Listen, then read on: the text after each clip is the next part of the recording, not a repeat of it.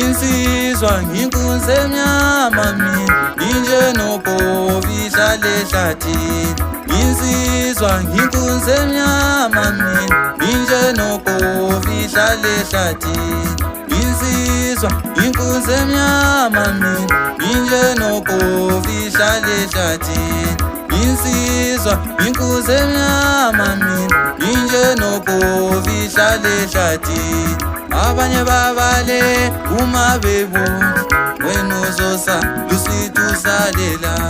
abanye babale uma bebona wena uyosa lusithi usalela abanye babale uma bebona wena uzosa lusithi usalela yebo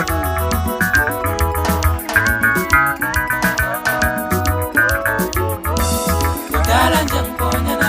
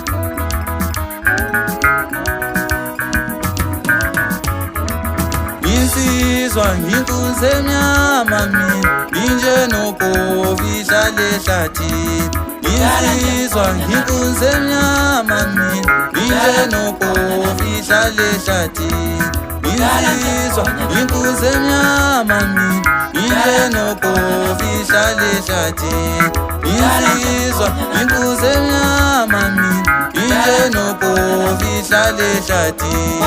abanye babale uma bebona wena uzosa lusithi usalela abanye babale uma bebona wena uyosa lusithi usalela